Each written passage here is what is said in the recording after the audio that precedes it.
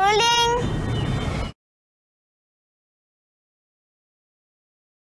3, 2, 1, action! Oh! And cut! It's a good day, guys!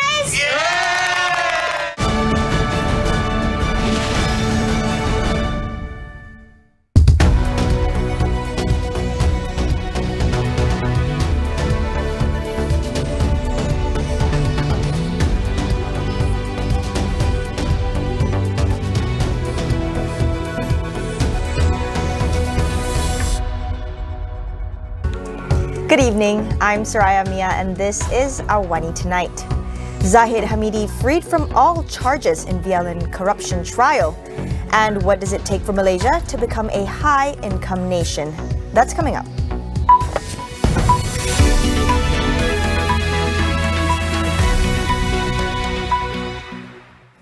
UMNO President Datuk Seri Ahmad Zahid Hamidi has been acquitted of all corruption charges in relation to the foreign visa system VLN. The High Court ruled that the prosecution failed to prove a prima facie case against the former Deputy Prime Minister. Zahid was charged with 33 counts of receiving bribes from Ultra Kirana Sdn Bhd UKSB, amounting to 13.56 million Singaporean dollars. He also faced another 7 charges of obtaining 1.15 million Singaporean dollars, 3.13 million ringgit, 15,000 Swiss francs, and 15,000 US dollars from the same company. Zahid was accused of receiving bribes to extend UKSB's contract to operate the one-stop centre service in China and the VLN system, as well as to maintain a contract for the supply of the VLN integrated system. The offences were allegedly committed between October 2014 and March 2018. However, Zahid still faces 47 charges of criminal breach of trust, corruption and money laundering involving 31 million ringgit of Yayasan Akal Budi funds. Meanwhile, at the Sessions Court, Baling MP Datuk Seri Abdul Aziz Abdul Rahim was granted a discharge not amounting to acquittal in his corruption case. The ruling was made after the court was satisfied with the prosecution's request for an order to discharge him. Abdul Aziz previously made a representation to the Attorney General's chambers after failing to strike out 3 corruption and 6 money laundering charges at the Court of Appeal. The former Tabung Haji chairman faced 3 charges of accepting bribes amounting to 5.2 million ringgit, as well as 6 charges of money laundering worth some 970,000 ringgit. This was in relation to road projects in Kedah and Perak. The acts were allegedly committed between September 2010 and April 2018. Specialists from the Cheras Rehabilitation Hospital gave clearance for Datuk Srinajib Razak to be returned to Kajang prison. According to the hospital, the former Prime Minister was found to be in good health. In a statement, the hospital said that he was also taught how to carry out exercises on his own by physiotherapists. Previously, the prison's department said Najib was transferred to Cheras Rehabilitation Hospital for treatment and observation on Monday after the former Premier was referred by Kuala Lumpur Hospital. On September 12th, the Kuala Lumpur High Court had instructed that Najib be sent to hospital to undergo a medical checkup after being informed that his health was not satisfactory. Najib is serving a 12-year prison sentence after failing in his final appeal against the High Court's guilty conviction in his SRC International corruption case.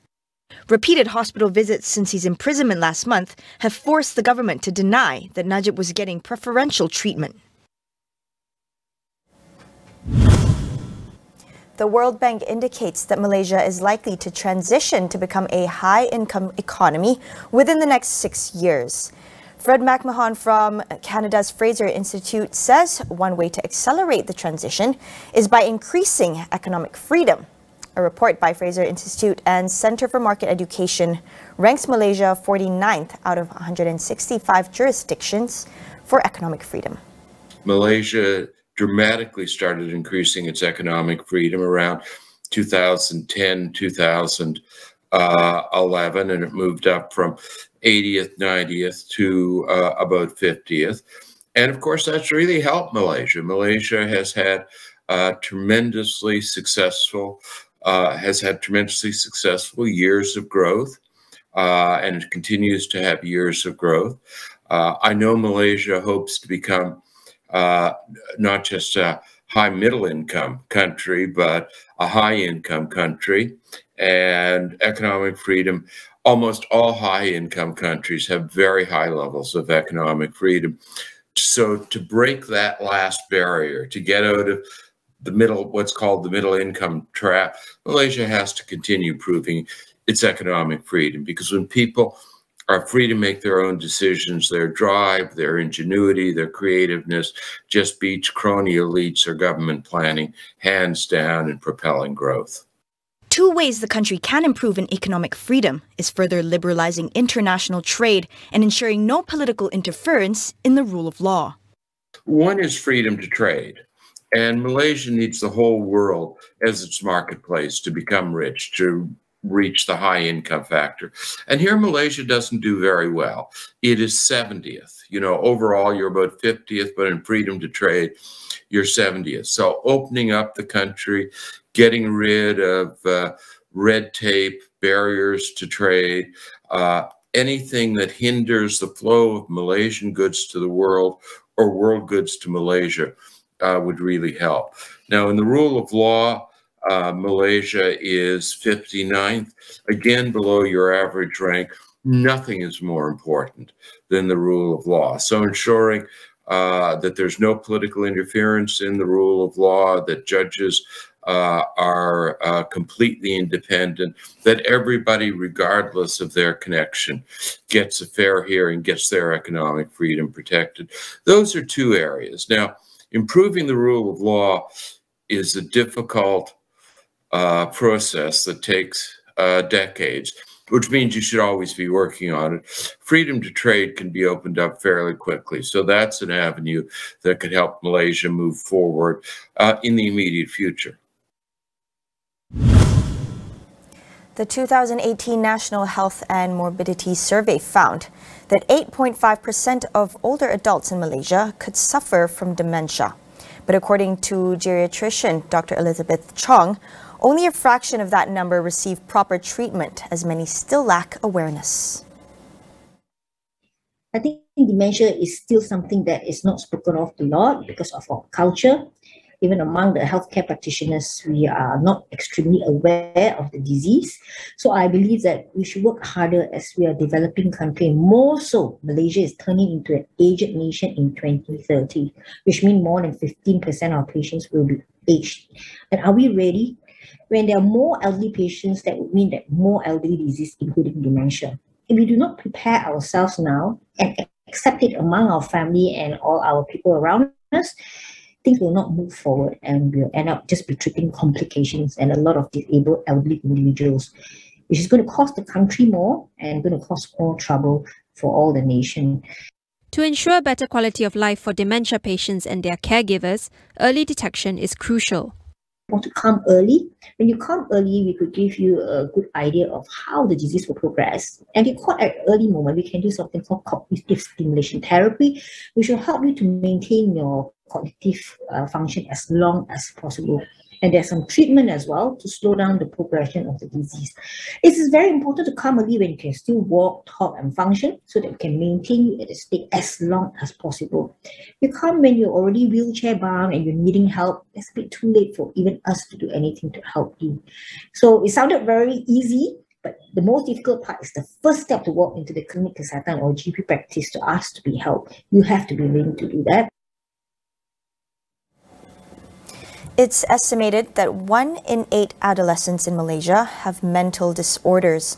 Is there a framework in place to provide them and caregivers with mental health and psychosocial support?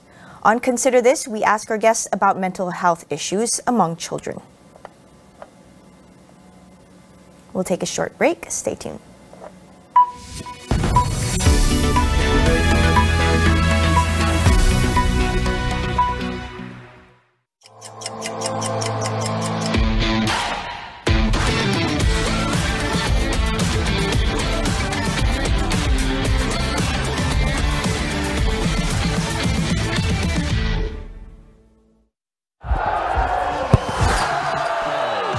Ingin bersorak di perlawanan bola sepak terhebat? Kini anda boleh dengan 100 Plus. Jom bola dengan 100 Plus. Serta Ila sekarang.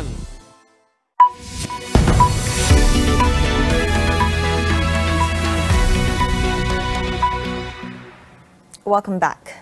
Russia today began its plan to annex around 15% of Ukrainian territory via referendums in 4 regions controlled by Russian forces. Held by Russian officials, the referendums are widely seen as a sham.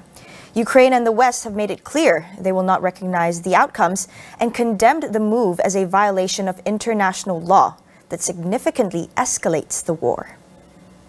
The referendums will take place over 5 days in Russian-controlled eastern cities of Luhansk and Donetsk and in occupied parts of Kherson and Zaporizhzhia in the south. Russian President Vladimir Putin is rushing these votes as he is losing ground in the war.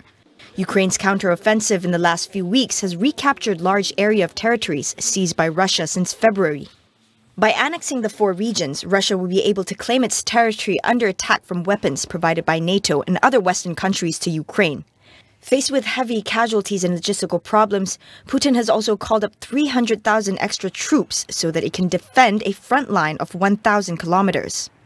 It has been reported that Russian men are attempting to leave the country to avoid conscription.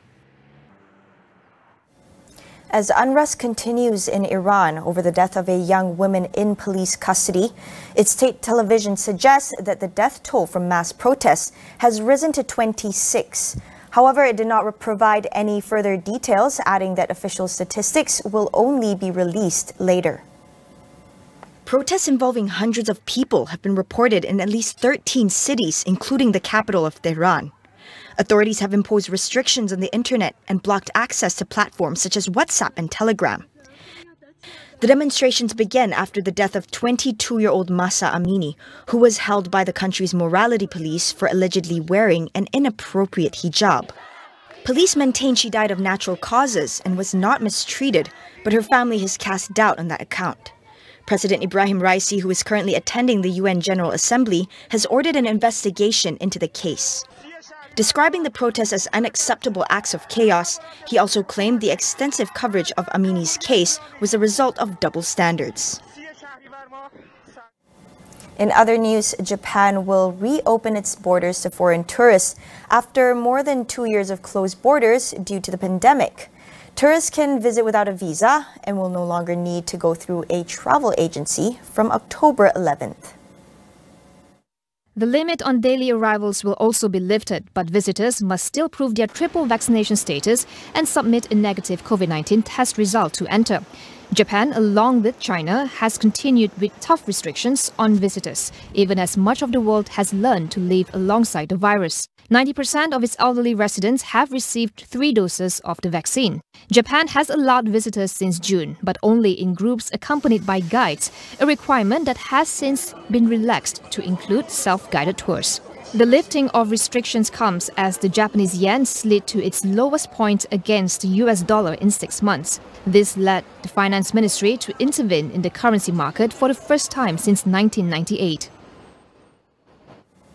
Meanwhile, Hong Kong will scrap hotel quarantine for all inbound travelers from next Monday in what appears to be the city's biggest move to end its isolation and salvage its status as a global financial center.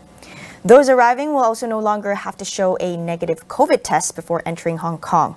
Instead, they will only have to monitor themselves for potential COVID infection. Hong Kong has some of the world's toughest rules as it follows China's zero COVID policies. So its departure from what the mainland is doing is a long-awaited decision. Restrictions on people arriving have been in place for more than 2 years.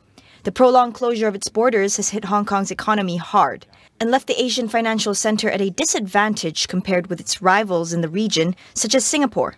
Singapore on Friday unseated the city as Asia's top financial market in the Global Financial Centers Index.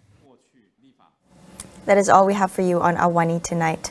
Thanks for watching. I'm SRI Abdul Aziz and we'll see you soon.